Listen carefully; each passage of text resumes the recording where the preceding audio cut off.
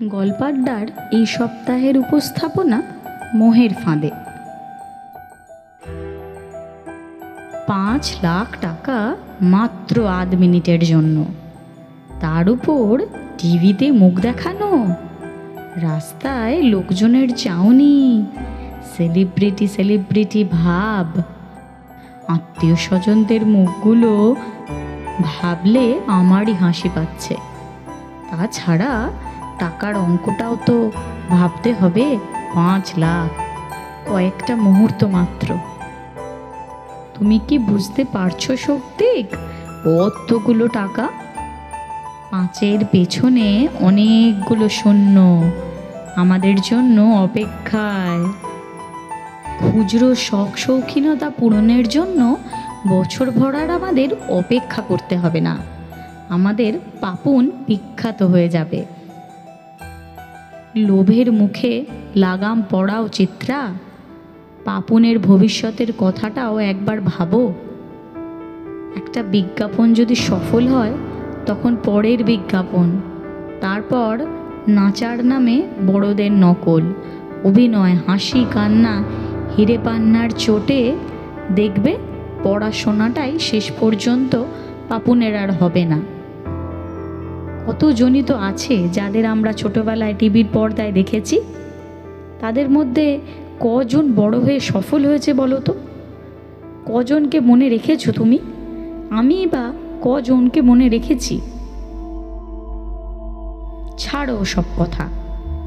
আমার ছেলে যথেষ্ট বুদ্ধিমান, ও সব কিছু আত্মস্থ করে নিতে পারে, তর্কের সুরে বলে ওঠে চিত্রা।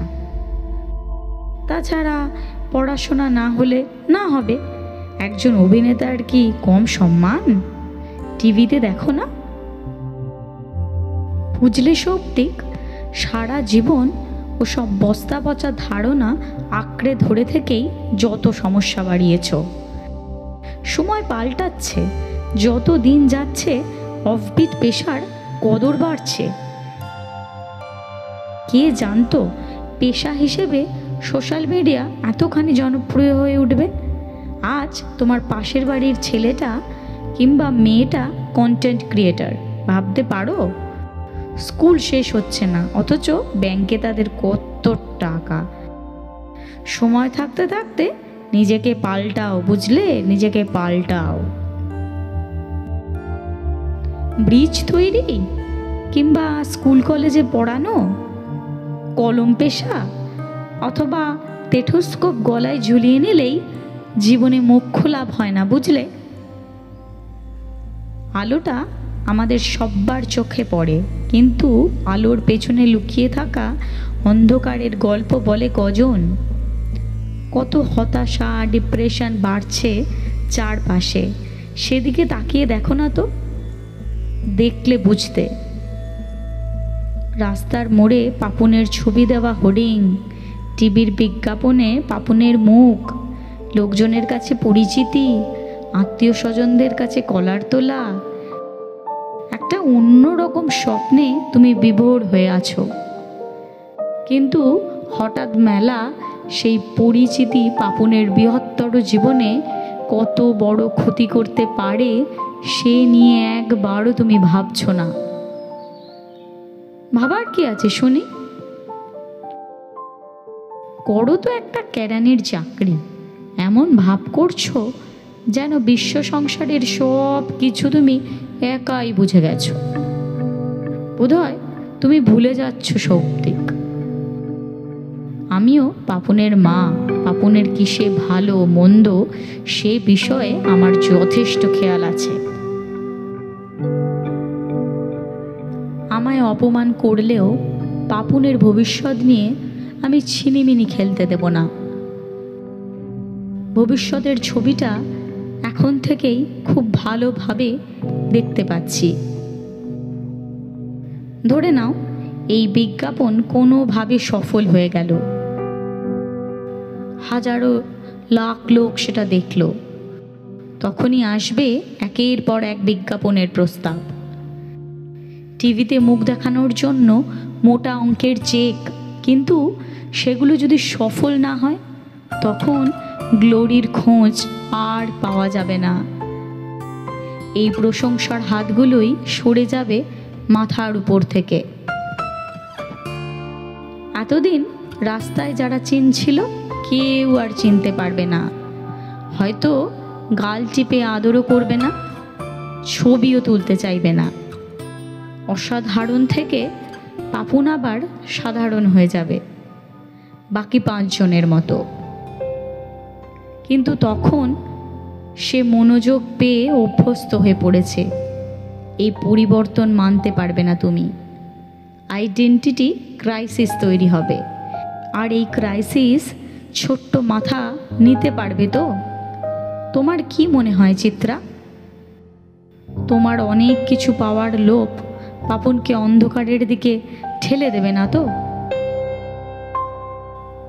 যাকে নিয়ে এত তর্ক বিতর্ক আলোচনা, সে অবশ্য তখন মন দিয়ে ছবি আঁকতেই ব্যস্ত। কচি গলায় চেঁচিয়ে উঠল, আচ্ছা বাবা, আমি যদি আকাশের রং সবুজ আর মাটির রং নীল করি তবে কেমন হয়?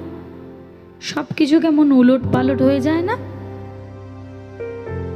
যেখানে যা রং সেখানে সেটাই করতে হয়, খামোখা উল্টে পাল্টে দিতে যাবে কেন তুমি?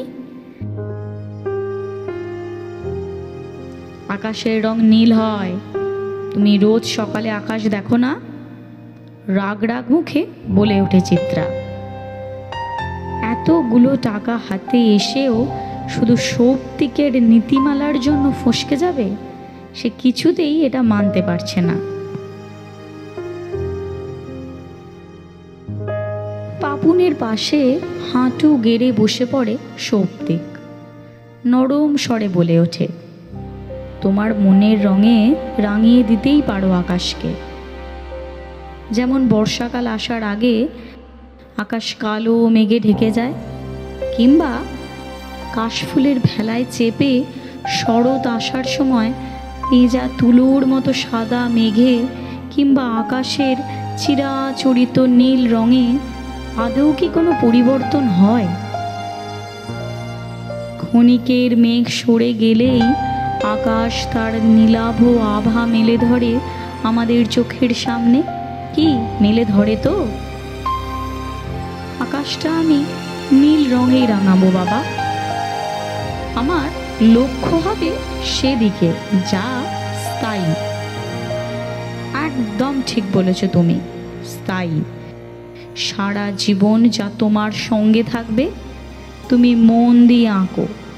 এবার অফিসের জন্য তৈরি হয়ে নি আমি। তা বাবা, অফিস থেকে পাপনের জন্য কি আনবে? লাল ঝকঝকে স্পোর্টস কার, লোগো লাগানো। ক্রেয়ন দিয়ে আকাশ জুড়ে নীল রং ছড়াতে ছড়াতে পাপুন উত্তর দেয়, আমার কথাটা ঠিক মতো কানে নিলে না তো? বিরক্ত মুখে বলে ওঠে চিত্রা। ওরা কিন্তু কাল সন্ধেবেলা আসবেন বলেছেন। না বলার আগে আর একবার ভেবে দেখলে হয় না? রাতে ফিরে কথা বলছি। অফিসের খাবারটা দাও দেখি তাড়াতাড়ি। ভালো লাগলে অবশ্যই লাইক করুন, শেয়ার করুন, সাবস্ক্রাইব করুন। আপনাদের একটা লাইক, একটা শেয়ার আমাদের ভালো কাজ করার খিদে অনেকটা বাড়িয়ে দেয়। সব শেষে পাশের বেল আইকনে ক্লিক করতে যেন ভুলবেন না, তাহলে গল্প দেওয়ার সঙ্গে সঙ্গেই নোটিফিকেশন পৌঁছে যাবে আপনাদের কাছে। Stay tune.